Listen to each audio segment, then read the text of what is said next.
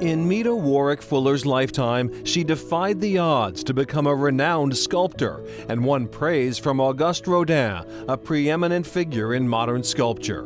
But to David Fuller, Meta Warrick Fuller was simply grandmother. Now that I'm older, I appreciate so much of what she did. Fuller's attic studio in her home on Warren Road in Framingham is recreated here in the Danforth Art Museum at Framingham State University, a studio where she brought plaster to life, shaping the images of those known around the world, like Amelia Earhart, and those closest to her. She did you at one point too, right? I get that at home. It wasn't bronze or anything, but she said I had a nice shaped head. Fuller was born in 1877 in Philadelphia, studied art in Paris, and moved to Framingham after marrying Dr. Solomon Fuller in 1909. Despite the expectations of her husband and society, she continued to create art. She really was kind of pushing the boundary of what was expected for African Americans and women in general.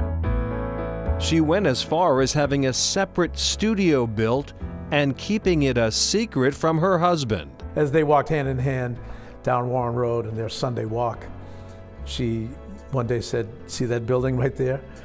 That's my house that I built because I can do my artwork there and I can have my students come there."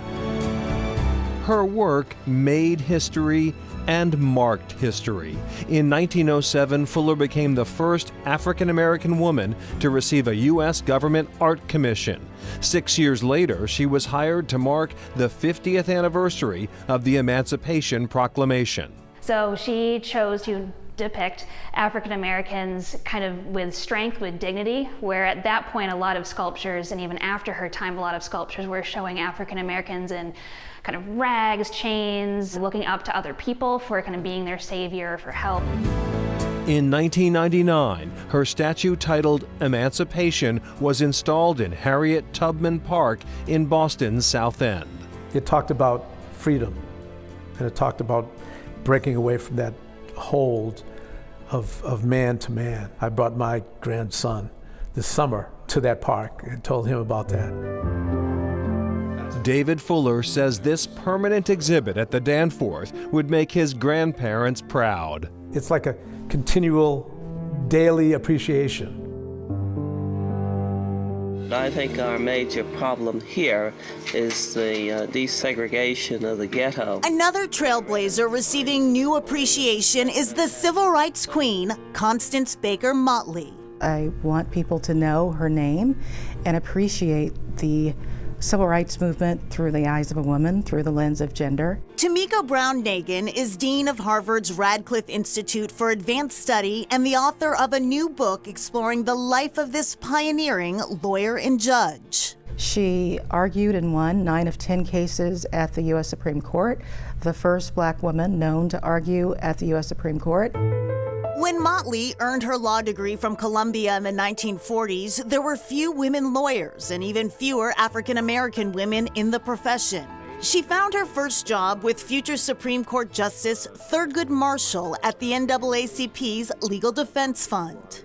He hired her on the spot in 1945 when she sought a job there, and that was a very different experience from her applying to a New York City law firm where a white male partner essentially closed the door on her. Marshall and Motley worked together for decades, fighting to end segregation in public schools and universities, but she still faced hurdles. Motley was disappointed that Marshall did not choose her as a successor when he left the NAACP Legal Defense Fund in 1961. You, Constance Baker Motley. As Motley's career advanced, she added more firsts to her resume. The first black woman elected to the New York State Senate, and the first black woman to be named a federal judge. One of the things that I found so admirable, she appreciated that she was the first, but she didn't want to be the last. And just today, President Biden's historic nominee to the Supreme Court, Ketanji Brown Jackson, paid tribute to Judge Motley and cited her as a profound inspiration.